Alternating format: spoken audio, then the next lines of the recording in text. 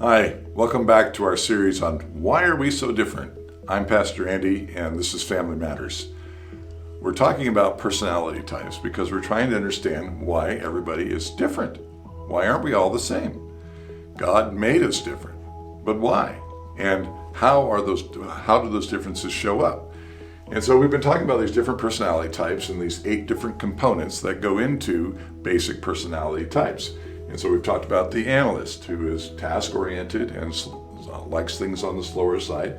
We talked about the supporter, who is a people-oriented person who loves people, loves to support people, but they too are kind of like on the slower side of things. Again, not slower intellectually. They just like life a little slower because they want to make sure everybody is okay. And fast kind of, is maybe a concern. Like if we go too fast, people are going to be left behind or get their feelings hurt or so on and so forth. And last time we talked about the promoter, who are the life of the party. They like things fast, they like things exciting, and they like people too. The life of the party, they walk into the room and everybody says, "Yay, she's here!" And we love all those types and things. And now we're going to get into the interesting fellow here at the top right hand corner, who we're going to give the name, which might wrinkle some people's foreheads, but we're going to call him the controller.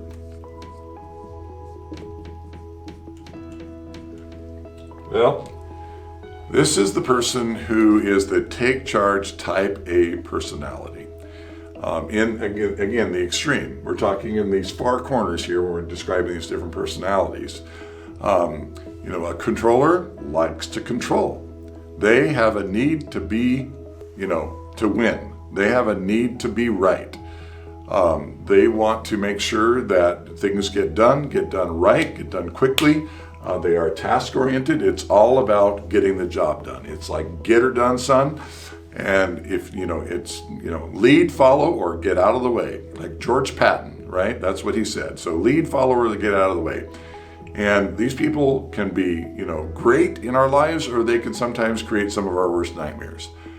Because if they have a problem with what's going on, they're going to speak up. To them, it's all about the objective of getting the job done. And so people are a necessity in life and a tool to get the job done. Again, extreme conditions under, if it's not God breathed, or if God isn't in it, then they're going to treat people as tools and chew them up and spit them out as they're needed in to accomplish their purposes. Controllers will see everybody else in this box as somebody that they can use to get their job done. I'm talking about worst case scenario here. Controllers also don't care about people's feelings because, again, it's more important to get the job done. And they're fast thinkers. They want things done. They are super confident most of the time. And so if you look at, these elements of, managing problem solving and information and change and risk, we find that the controller, when it comes to problem solving, he is aggressive. He's very confident. He is your quarterback, the guy who has to make the decisions in a split second. When he sees the defense, he's reading the defense. He's got to decide which way he's going to go. He's got to be pretty strong, pretty confident in his personality type, so that he can call the right play and not I'm wondering if I'm doing the right thing. See, controllers often come across as if they have no they don't question themselves as am I right? Am I doing the right thing? Because they don't bother to think if I learn from my mistakes, okay, I'll learn next time, but I've got to get this thing done. They're not going to read the instructions most of the time. They're going to try to boil things down to the essential information that's necessary. In other words, just give me the facts, right? Just give me the basic things that I need. Don't just keep boring me with all these details. Controllers do not like people who talk a lot because they're always looking for, can you just give it to me? Like I say, give it to me simple, give it to me short. I need to make a decision and move on. They need authority and demand authority to carry out the tasks. They hate a situation where leadership is ambiguous, where they don't know who the boss is, who's making the decisions here. And so if they step into a room, where there's some project going on or something needs to be done, they're going to assess the room pretty quickly and decide whether or not there is adequate leadership. And if there isn't adequate leadership, they're going to step up and fill it. Like, wait a minute, what are we trying to do here, folks? Like, okay, obviously somebody needs to lead this thing. I'm a leader, I'll step up and do it, right? And so, again, they might be stepping on certain toes. The analyst over here is thinking, wait a minute, you didn't fact check this, or you didn't bother to do the research. And the controller is saying, listen, I'm confident. I know I can figure this out on the go if I need to. These are the guys that build the airplanes while you're taking off off the runway. And so controllers are bold, aggressive. So they approach problem solving that way. They approach managing information. Typically, again, once we get into the different dimensions of each personality as it moves across the different areas of the box, they might change some of this. But managing information, a controller is going to definitely be more optimistic, or at least more ready to tackle the information without fear and foreboding. They are not opposed to change. They may or may not be bold, aggressive change agents. They tend to be people who embrace change more easily, but that depends on whether they're leading or not, right? So they are not comfortable with change if it means doing something under somebody else's leadership that they don't trust. So trust is a big deal, and that trust is based on what they determine to be as competence and confidence of the other person. So if they see a leader who's wishy-washy and not confident with what they're doing, then they're not going to be too excited about the project. If they see a strong leader who seems to be doing a good job, they don't really have a problem coming behind that person, but typically they're going to want their own assignment, right? Because they want to be able to have the parameters to get the job done the way that they see it. So you're going to want to hand this person a task and say, hey, John, we need this done. Can you handle that? John's going to say, absolutely, great. I'll take care of it. You can count on it, right? You can take it to the bank. These are the people who will take it to the bank for you. They will get the job done. They will accomplish what they set out to do. When they say they're going to do something, they're going to do it. These are the people who show up 5 minutes early and everybody else is late. These are the people who, say if you're going to get it, if you're going to do it, then you're going to do it. Anybody else who doesn't, there's a flake. And so these people are going to be, controllers are going to be quick to say, what's your problem? Like, you didn't get your job done, or you were 10 minutes late, or this or that and the other thing. And it's not because they don't, deep down inside that they don't value people. It's that they have a high value on integrity of getting the job done, that they see life as more than just, in their minds, kind of the soft skills or the soft issues of people orientation, right?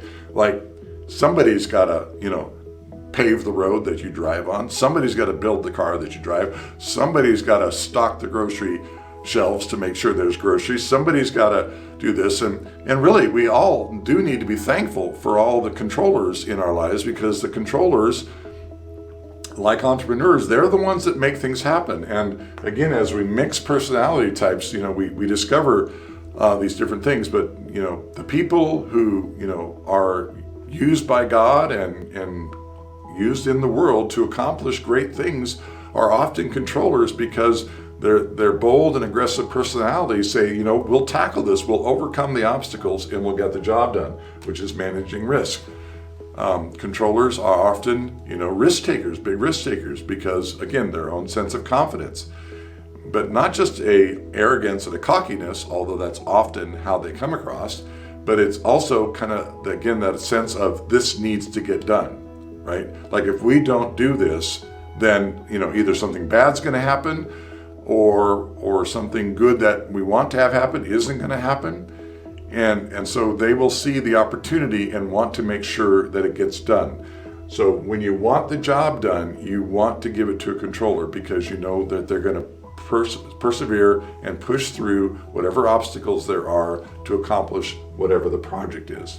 But you probably need to have a supporter around to clean up the damage, to kind of take care of the injury along the way, because the controller is probably going to step on a few toes at best, and maybe even just totally discount some people or fire some people who didn't get the job done, and they thought, you're a flake, get out of here, right? They don't mess around. They don't like the long, slow processes. They just want things, just give me the bottom line. Thank you very much. And they'll give you the bottom line too. And these are, important and valuable people in our lives because they do help us to understand that things do need to get done, and in the right place at the right time, they're the right person for the job. And so again, you probably have a controller in your life, that Uncle Larry we talked about, or somebody else, maybe it's a spouse, and you rely on their strength, but sometimes their strength can be, a sword that cuts both ways, because they can step on your toes, they can be insensitive, but deep down inside, controllers can be great lovers and of people, because they have their own way of looking out for people. And like I say, they see life through different lenses, and as each one of these different personality types do, a controller sees life through loving people by doing things. Again, they're the ones that provide for us. They're the ones who make sure that, the thing that needs to get done gets done. And so when they're doing those things, when they're in touch, with their heart and their feelings, they're doing it for their families, for the world. And that's a very necessary quality in life. That's kind of, again, balancing it out, something we all need. So if you have a controller in your life, go, give them a hug if they'll let you. And otherwise just tell them, you appreciate them, you appreciate their hard work, their stick-to-itiveness and perseverance that perseveres through probably things that are more difficult than anybody else realizes. Because they're the guys that are staying up late at night figuring things out so that they can get up the next morning and get the job done. And so give a controller some love and thank God for them, even if they make your life more difficult sometimes, because without it, your life would probably be more boring and you wouldn't have the things that you have. The tools and things that we take for granted in our lives often came from controllers who pioneered something, got it done, despite great hardship and difficulty. So if you like what you're seeing, you can watch some more videos up here. And otherwise, if you like what you're seeing, you can subscribe, hit the bell there, and so you can get notifications of our next video. So until next time, thanks for joining us.